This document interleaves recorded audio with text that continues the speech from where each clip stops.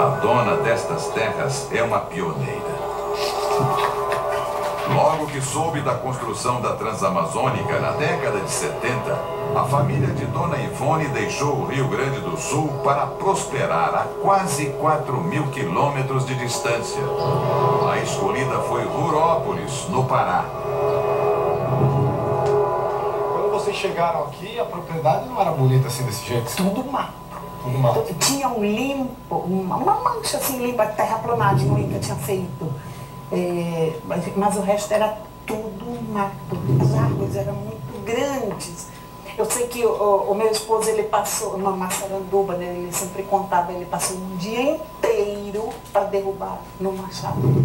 Era muito grande. E na época eles incentivavam vocês a derrubar? Sim, o INCRA, se você não derrubava, você não tinha direito a financiamento, você não tinha direito a nada, era incentivado a derrubar. Quanto mais você derrubava, mais valorizava a sua propriedade.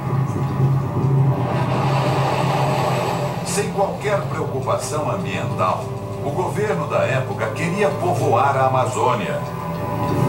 A família de Dona Ivone agarrou a oportunidade.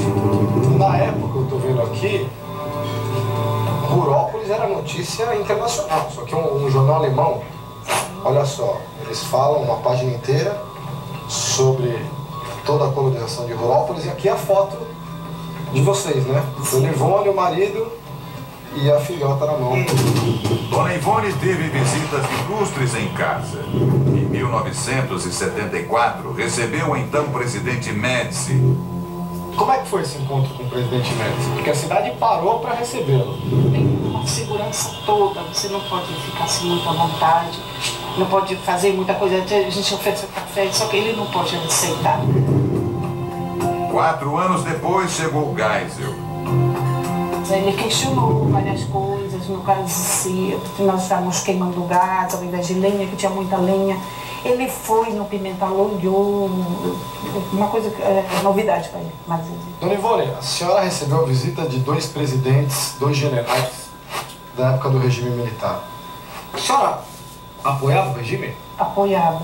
A senhora é a favor da ditadura? Não. Sem excessos, né? Mas nós fomos muito beneficiados pelo regime militar. Certo. E a gente tem saudades daquele tempo. Mas nem tudo deu certo.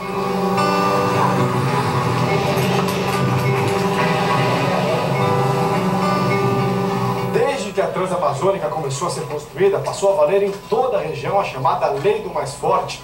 Em busca de cada vez mais terras, os grileiros expulsam as famílias da zona rural até hoje. E aí, meio no desespero, sem alternativa, olha só, essas famílias precisam vir para as periferias de cidades como Altamira.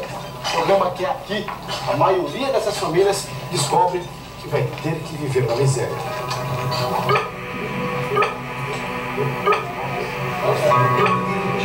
Nós fomos encontrar terra, né, doada pelo INCRA, a mais de 40 quilômetros, né, da rodovia. Foi com muito sacrifício. Inclusive, teve gente que pagou com aquilo que é de mais sagrado, que foi com a vida.